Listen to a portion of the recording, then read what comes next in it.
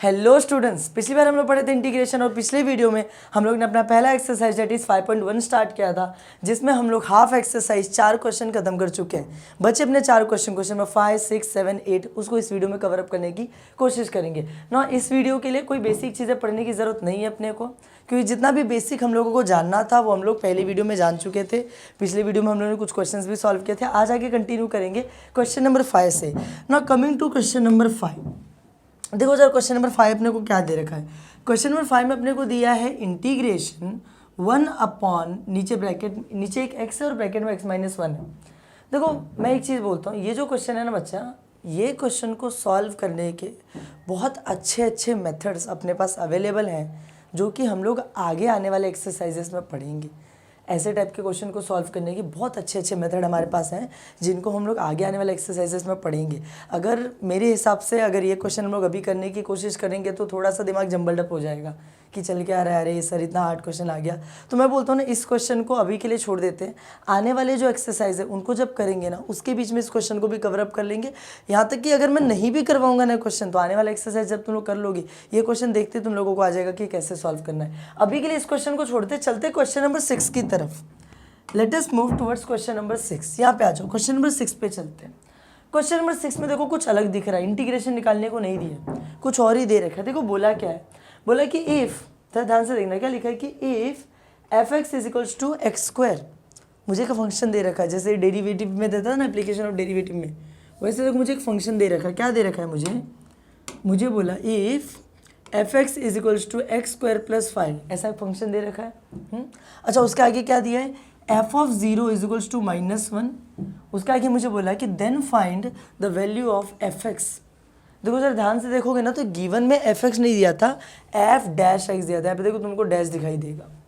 मुझे f'(x), dash किसके लिए यूज होता है, डेरिवेटिव के लिए। मुझे f'(x) यानी डेरिवेटिव वाली वैल्यू मुझे दी गई है। अब मुझे बोला क्या लास्ट में, find the value of f(x). मुझे क्या निकालना है, f(x) यानी बिना डेरिवेटिव वाला फंक्शन निकालना है। f'(x), डैश कब लगता है, डेरिवेटिव लगाने के बाद। मतलब मुझे जो फंक्शन दिया है उस पर ऑलरेडी डेरिवेटिव लग चुका है। अब मुझे बोला f(x) निकालो, यानी वो फंक्शन निकालो जिसमें डेरिवेटिव नहीं लगा था। मतलब डेरिवेटिव लेने से पहले क्या फंक्शन था, f(x) था ना, इस f(x) को फाइंड आउट करो। तो देखो मैं तुम लोग को एक बात बता रहा हूँ, तुम लोग मुझे एक चीज़ बताओ, अगर एक फंक्शन है f(x) है, इसका मैं डेरिवेटिव ले लूँ, यानी कि डिफ्रेंशिएट कर दो इसको, तो डिफ्रेंशिएट करने के बाद क्या बन जाता है, वो f'(x) बन जाता है। अब अगर मुझे वापस से f'(x) से क्या लेके आना है, f(x) लेके आना है, तो मैं क्या करूँगा, डिफ्रेंशिएशन का कुछ उल्टा कर दूंगा। डिफ्रेंशिएशन का उल्टा क्या होता है, इंटीग्रेशन। इसका मतलब अगर मुझे f'(x) से वापस से f(x) बनाना है, तो मुझे उसका क्या लेना पड़ेगा, इंटीग्रेशन लेना पड़ेगा, तो बन जाएगा f(x). वो क्या बन जाएगा, f(x). जरा यहाँ पर देखो, ध्यान से देखो क्वेश्चन, एक बार देख लो सब समझ में आ जाएगा कि करना क्या है। चलते क्वेश्चन को सॉल्व करना स्टार्ट करते हैं। लिखा क्या है, पहले एक काम करो, पहले गिवन लिख लो। पहले मैं लिख लेता हूँ गिवन। क्या गिवन दिया हुआ है, मुझे दिया हुआ है f'(x)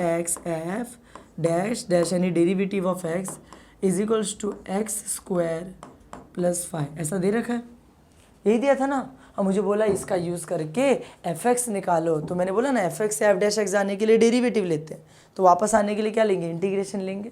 तो अब हम लोग लिखेंगे इंटीग्रेटिंग बोथ साइड्स।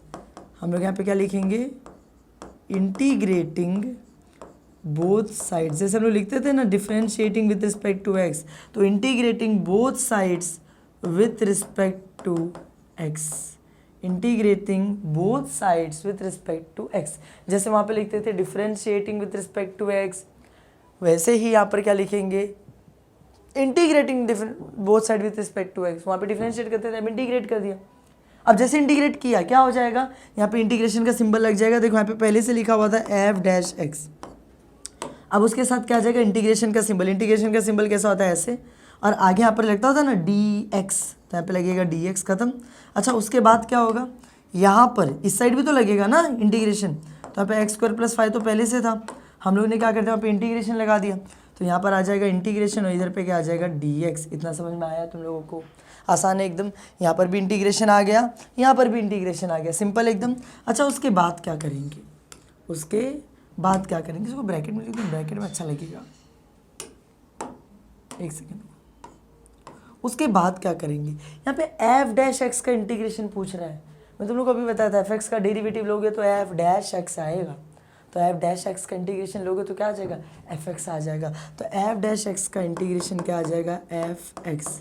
समझ में आया, आसान एकदम सिंपल। अच्छा इस साइड देखते हैं जरा, यहाँ पर एक्स स्क्वायर प्लस फाइव का क्या लेना है, इंटीग्रेशन लेना है। एक्स स्क्वायर प्लस फाइव का क्या लेना है, इंटीग्रेशन लेना है। तो कैसे लेंगे इंटीग्रेशन, फॉर्मूला लगा के। पहले एक्स स्क्वायर का इंटीग्रेशन ले लेंगे, एक्स स्क्वायर का इंटीग्रेशन लेने के लिए याद करो मैंने पढ़ाया था एक्स के पावर में एन का फॉर्मूला होता है। एक्स के पावर में एन का इंटीग्रेशन होता है एक्स के पावर में एन प्लस वन अपॉन में भी एन प्लस वन, मतलब पावर में एक बढ़ा दो, नीचे भी वही एक बढ़ा दो। तो एक्स पावर में 2 + 1 3 अपॉन में भी 2 + 1 यानी कि 3, खत्म।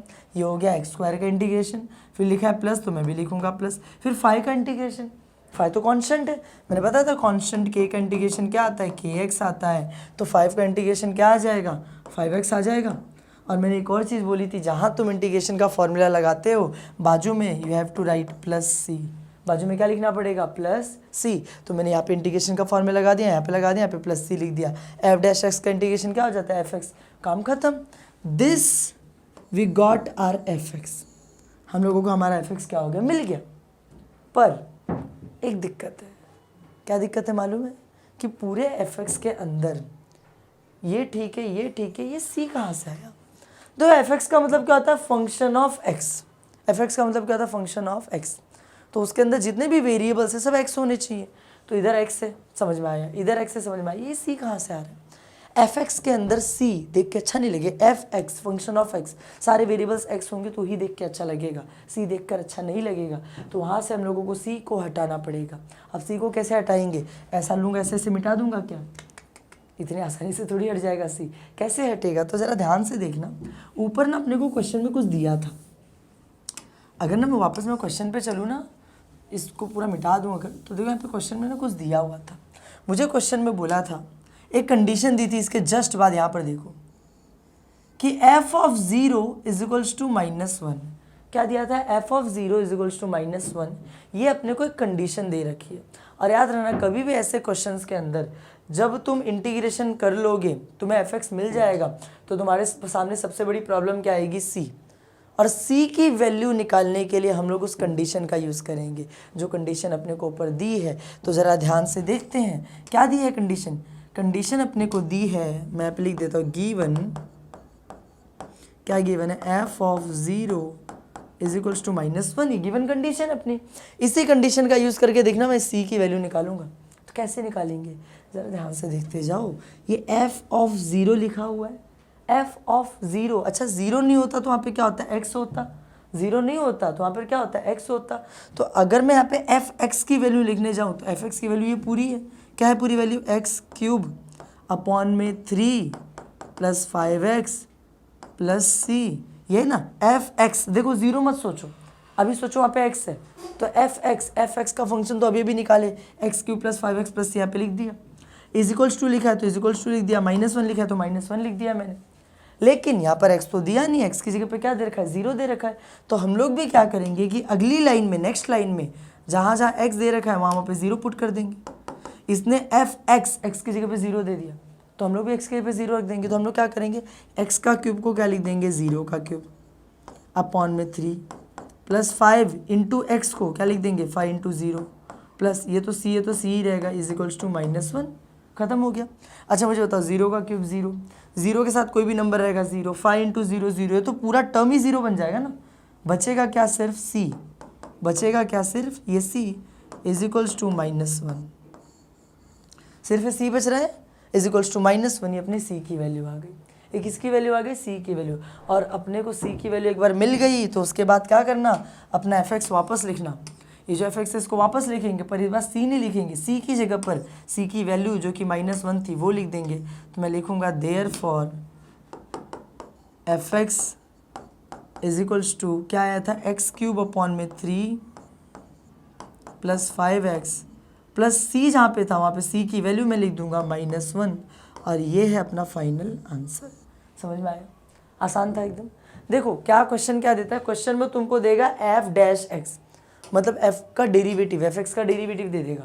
तुमको बोलेगा एफ एक्स निकालो, तो क्या करेंगे, एफ डैश एक्स वाला फंक्शन लिखेंगे, उसका इंटीग्रेशन ले लेंगे। जैसे इंटीग्रेशन लेंगे एफ डैश एक्स क्या बन जाएगा, एफ एक्स बन जाएगा। और एक बार वो एफ एक्स बन गया तो सबसे बड़ी प्रॉब्लम सामने क्या आएगी, सी।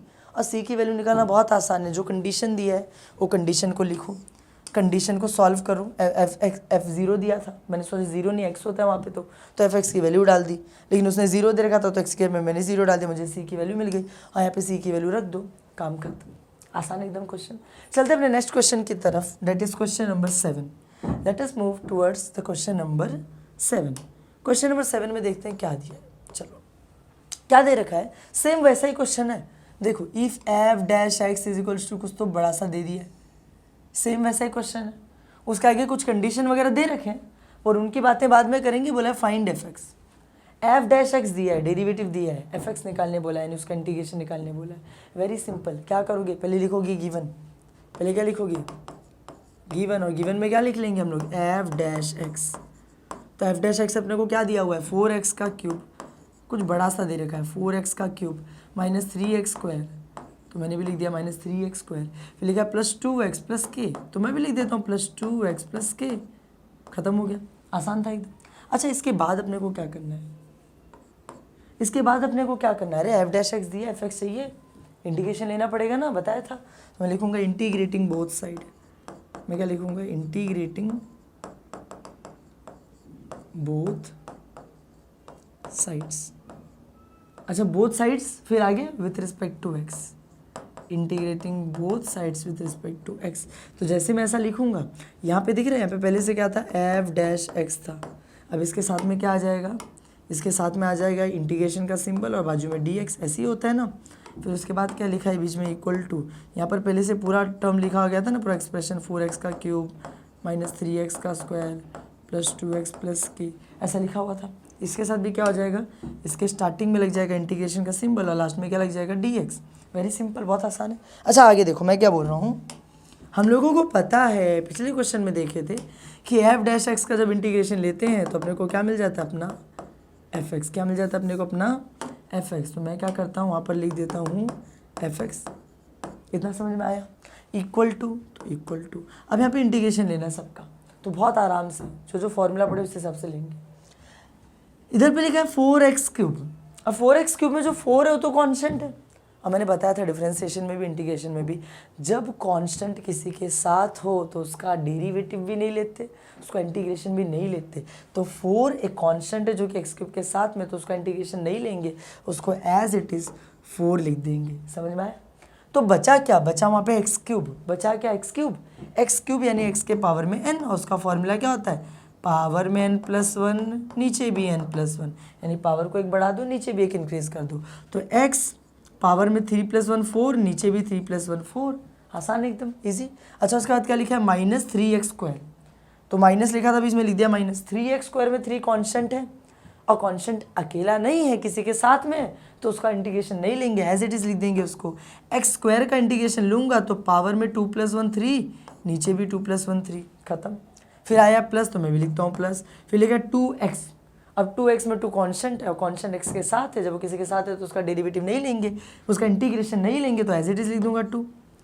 फिर बचा x का इंटीग्रेशन क्या आएगा, देखो x पावर में कुछ नहीं दिख रहा है, यानी 1 है, तो वही पावर में 1+1 यानी 2, नीचे भी 1+1 यानी कि 2, खत्म, आसान है। फिर लिखा है प्लस, तो मैं भी लिख देता हूँ प्लस। फिर लिखा है k यानी कांस्टेंट, k का इंटीग्रेशन बताया था ना, क्या होता है k का इंटीग्रेशन, k का इंटीग्रेशन इज kx, हम लोगों ने फर्स्ट वीडियो में देखा था।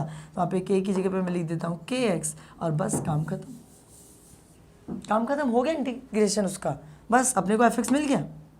मार्क कर दो इसको, ये अपने को मिल गया अपना fx। पर अभी एक गड़बड़ है, क्या गड़बड़ है, मैंने तुम लोग बताया था कि we are finding fx, function of x, x का फंक्शन है भाई, x का घर x ही रहना चाहिए, x के घर में x रहना चाहिए, कोई और नहीं रहना चाहिए। फंक्शन ऑफ x, x का फंक्शन बस x रहना चाहिए। अब अंदर मुझे दिख रहा है, अच्छा एक और चीज़ हम लोग कर सकते थे, रुको, क्या कर सकते थे, हम लोग कर सकते थे कि जितने भी वो कटने वाले टर्म्स उनको काट सकते थे, है ना, पहले उनको काट देते हैं। तो ये 3 और 3 कट जाएगा, ये 4 और 4 कट जाएगा, ये 2 और 2 कट जाएगा, तो अपने को मिलेगा fx is equals to X के पावर में 4 प्लस माइनस एक्स का क्यूब प्लस एक्स का स्क्वायर प्लस के एक्स, खत्म। अच्छा एक और चीज़, हम लोग ने यहाँ पे इंटीग्रेशन लिया और मैंने बोला था जब हम लोग इंटीग्रेशन लेते हैं तो बाजू में क्या लिखना पड़ता है, प्लस सी। तो जैसे यहाँ पे इंटीग्रेशन का फॉर्मूला लगाया, बाजू में मैंने क्या लिख दिया, प्लस सी, और यहाँ पर भी प्लस सी तो आएगा ही आएगा।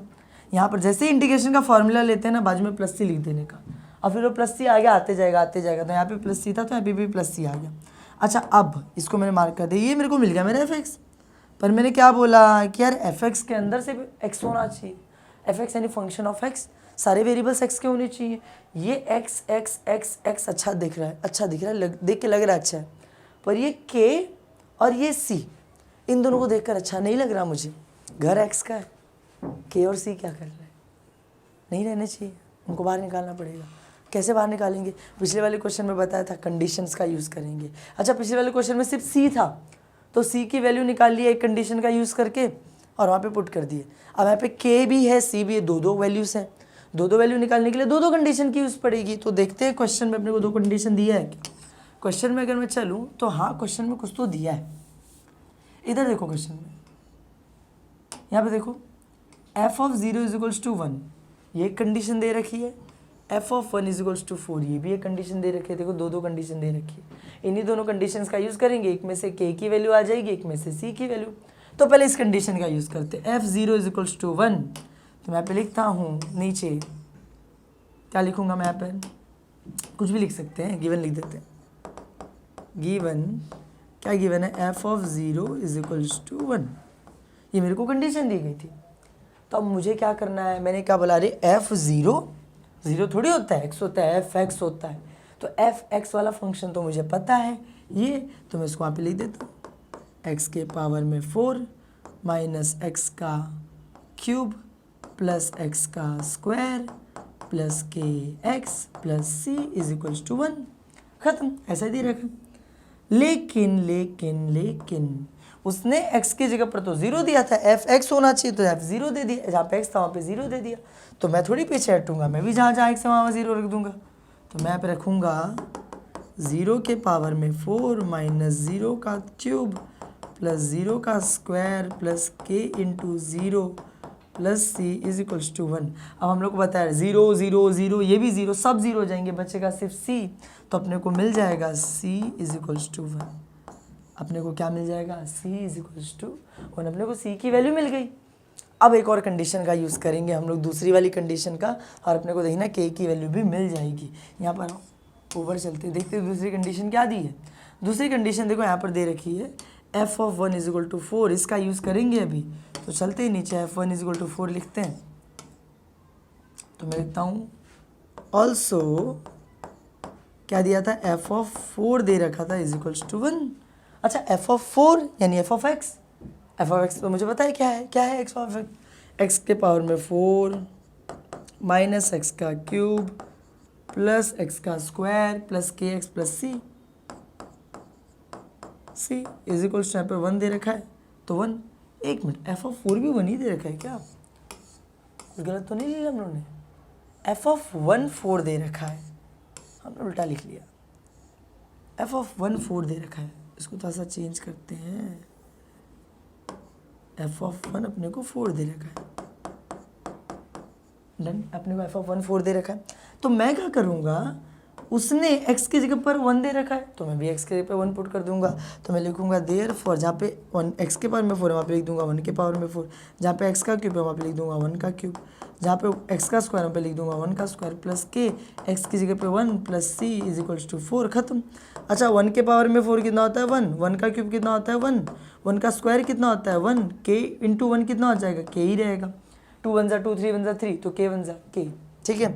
अच्छा उसके बाद प्लस c दिया है तो plus c is equals to 4। इतना समझ में आया, आसान है। अच्छा आगे बढ़ते हैं, आगे देखते हैं क्या होगा। मुझे दिख रहा है ये देखो, ये 1 और -1 ये दोनों तो कट जाएंगे, हाँ ना। कोई भी एक सेम नंबर एक बार प्लस में एक बार माइनस में है तो दोनों कट जाते हैं, 0 हो जाते हैं। तो ये 1 और -1 कट गया, तो बचा क्या, बचा यहाँ पे 1 plus k plus c is equals to 4। अच्छा मैं क्या बोल रहा हूँ, ये जो c दिख रहा है c की वैल्यू भी तो अपने को मिल गई थी ना, कितनी मिली थी, देखो ऊपर ही अपने को c की वैल्यू मिल गई थी, c की वैल्यू अपने को मिली थी 1। तो मैं बोल रहा जहाँ पे c लिखा है वहाँ पे मैं 1 लिख सकता हूँ क्या, मतलब ये लिख सकता हूँ 1 प्लस k प्लस c की जगह पे लिख देता हूँ 1, क्योंकि c की वैल्यू 1 है 4।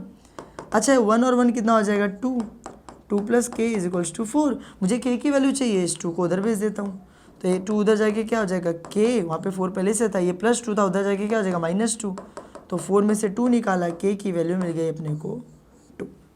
के की वैल्यू कितनी मिल गई 2। अपने को सी की वैल्यू मिल चुकी थी ऑलरेडी, कितनी मिली थी 1, के की वैल्यू अपने को मिल गई 2, एकदम आसान था। अब बस ये दोनों वैल्यू को एफ के अंदर रख दो, अपना आंसर आ जाएगा। तो अपना आंसर वैसे आ ही चुका है अपना आंसर, तो हम लोग लिख लेते हैं आंसर, ब्लैकिश में लिखते हैं थोड़ा अच्छे से हाईलाइट करके।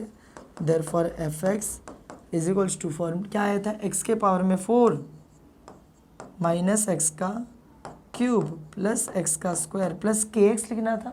तो के की वैल्यू कितनी मिली है 2, तो के एक्स की जगह क्या आ जाएगा 2x, और प्लस सी की वैल्यू कितनी मिली 1। बस दिस इज आवर आंसर, ये अपना क्या है आंसर है, फंक्शन ऑफ एक्स जिसमें सारे टर्म्स एक्स के। समझ में आया, आसान, कुछ भी नहीं था। देखो एफ डैश एक्स दिया हुआ था, यानी डेरिवेटिव ऑफ एक्स दिया था, मैंने इंटीग्रेशन ले लिया, एफ एक्स मिल गया, इंटीग्रेशन के फॉर्मूला लगा दिए मैंने। मुझे दिखा रहे के और सी तकलीफ दे रहे हैं, दोनों को हटाना पड़ेगा, तो दोनों को हटाने के लिए दो कंडीशंस लगेंगी। पहली कंडीशन f0 = 1, वो डाला तो c की वैल्यू आ गई 1। दूसरी कंडीशन f1 = 4, वो डाला तो k की वैल्यू आ गई 2, और दोनों की वैल्यू को वहाँ पे रख दिया, अपना काम खत्म। आसान था एकदम। चलते अपने लास्ट क्वेश्चन, इस एक्सरसाइज का जो लास्ट क्वेश्चन, क्वेश्चन नंबर 8 की तरफ। क्वेश्चन नंबर 8 में देखो क्या कुछ अलग दिया है, नहीं सेम चीज़ आपने वो दे रखा है F dash X is equals to, ऐसा कुछ तो यहाँ पे दे रखा है एक फंक्शन, उसके बाद कुछ कंडीशंस दे रखे हैं, तो उन कंडीशंस की बात बाद में करेंगे। सॉल्व तो वैसे ही करना है जैसे पिछले वाले में किए थे, तो पहले हम लोग लिख लेंगे गिवन, गिवन लिखने वाला तो अपना काम होगा नहीं, लिख लेते क्या दिया F dash X is equals to, क्या दिया x²/2, एफ डैश एक्स अपने को दिया x²/2 माइनस के एक्स प्लस 1, माइनस के एक्स प्लस 1, खत्म। ये अपने को दे रखा ऑलरेडी, कुछ पिछले वाले क्वेश्चन से मिलता जुलता है, उसमें भी के था इसमें भी के। अच्छा मुझे क्या क्या चाहिए, मुझे एफ डैश एक्स दे रखा है, मुझे एफ एक्स निकालना है। एफ एक्स कैसे निकालेंगे, इंटीग्रेशन लेके, तो यहाँ पे लिखूंगा इंटीग्रेटिंग बोथ साइड्स, यहाँ पे क्या लिखूंगा integrating both sides with respect to X, integrating both sides with respect to X. और एक बार मैंने इंटीग्रेट कर दिया तो होगा क्या, यहाँ पे जो टर्म था वो तो एज इट इज़ आ जाएगा, यहाँ पे जो टर्म था वो तो एज इट इज़ आ जाएगा एफ डैश एक्स। बस क्या होगा उसके साथ फ़र्क क्या होगा कि यहाँ पे लग जाएगा इंटीग्रेशन, बाजू में लग जाएगा डी एक्स, फिर उसके बाद उस साइड जो टर्म्स थे वो भी एज इट इज़ आ जाएंगे। क्या लिखा था x²/2 माइनस के एक्स प्लस 1, ये भी एज इट इज़ आ जाएंगे। बस फ़र्क क्या होगा, इधर लग जाएगा इंटीग्रेशन, इधर पे लग जाएगा डी एक्स, काम खत्म। अच्छा उसके बाद क्या करेंगे, मैंने तुम लोगों को बताया था एफ डैश एक्स का डेरिवेटिव, एफ डैश एक्स का इंटीग्रेशन क्या होता है, एफ एक्स होता है, तो यहाँ पे लिख देते हैं एफ डैश एक्स का integration F x, F dash X का इंटीग्रेशन क्या आ गया, एफ एक्स आ गया। इस साइड ज़रा देखते हैं, ज़रा ध्यान से, अगर मैं देखूँ इंटीग्रेशन लेना है सबका, x²/2, किसका इंटीग्रेशन लेने वाला है, x²/2। देखो ये अलग है, x²/2 लिखा है, पर रियलिटी में वहाँ पे एक x² है और एक 1/2 है, ये दोनों मिलके बना रहे हैं अपना x²/2। तो ये 1/2 और x² में मुझे दिख रहा है कि यार 1/2 एक कांस्टेंट है, और वो कांस्टेंट क्या है x² के साथ में है। जब कांस्टेंट किसी के साथ हो तो इंटीग्रेशन तो लेते ही नहीं है, तो 1/2 को मैं क्या करूँगा एज इट इज़ यहाँ पे कॉपी पेस्ट कर दूंगा। तो इंटीग्रेशन सिर्फ किसका आएगा, इंटीग्रेशन आएगा x² का, इंटीग्रेशन किसका आएगा x² का। तो x² का इंटीग्रेशन कैसे लेते हैं, x के पावर में n+1 अपॉन में भी n+1, कितनी बार पढ़ चुके हैं, तो ठीक है मैंने कर दिया। x के पावर में कितना 2+1 कितना हो जाएगा 3, अपॉन में भी 2+1 कितना हो जाएगा 3, खत्म, वो x² का इंटीग्रेशन हो गया। फिर बीच में लिखा था माइनस, तो मैं भी लिख देता हूँ माइनस। फिर क्या लिखा हुआ है kx, और मुझे kx में पता है कि k कांस्टेंट है, और कांस्टेंट जब किसी के साथ हो तो उसका इंटीग्रेशन नहीं लेते, तो मैं k को एज इट इज़ लिख दूंगा। लेकिन x का तो इंटीग्रेशन लूँगा ना, x का इंटीग्रेशन क्या आएगा, x पावर में कुछ नहीं यानी 1 है, तो वही पावर में n+1 यानी 1+1 2, तो x के पावर में 2 अपॉन में भी 1+1 कितना आ जाएगा 2, खत्म। फिर उसके बाद क्या दिया प्लस, तो मैं भी लिख देता हूँ प्लस। 1 का इंटीग्रेशन क्या आएगा, 1 तो कांस्टेंट है, कांस्टेंट k का इंटीग्रेशन kx होता था, 2 मतलब 2 का इंटीग्रेशन 2x, 3 का इंटीग्रेशन 3x, 1 का इंटीग्रेशन 1x आएगा। 1x लिखने की ज़रूरत नहीं है, सिर्फ x लिखेंगे तो भी चलेगा। देखो 1x और x दोनों एक ही चीज़ें हैं, जनरली हम लोग 1 लिखते नहीं, तो 1 का इंटीग्रेशन क्या आ गया x आ गया। और मैंने बताया था जहाँ पर इंटीग्रेशन फॉर्मूला लगता है, जैसे ही इंटीग्रेशन के सिंबल सटते हैं वहाँ पे एक और टर्म आ जाता है, क्या आ जाता है, प्लस सी। क्या आ जाता है, प्लस सी। जैसे ही इंटीग्रेशन के सिंबल सटे प्लस सी लग गया और ये अपने को मिल गया अपना आंसर। लेकिन इस आंसर में एक छोटा सा क्या है, फ़र्क है, गड़बड़ है। क्या गड़बड़ है? गड़बड़ है कि यहाँ पर सी है, यहाँ पर के है, और मैंने बोला एफ एक्स के अंदर सिर्फ एक्स होना चाहिए, सी के ये सब नहीं चलेंगे। तो इनको क्या करना पड़ेगा, हटाना पड़ेगा। और इनको हटाने के लिए किसका यूज़ करेंगे हम लोग, गिवन कंडीशंस का। तो यहाँ पर के और सी क्या कर रहे हैं, तो के और सी की वैल्यू निकालनी पड़ेगी। और कैसे निकालेंगे, क्वेश्चन में कंडीशंस दी होंगी ना, उनका यूज़ करेंगे। चलते क्वेश्चन पे देखते कोई कंडीशन दी गई है कि नहीं दी गई है। तो यहाँ पे क्वेश्चन में आके देखो ज़रा, देखो क्वेश्चन के अंदर मुझे कंडीशंस तो दी गई हैं।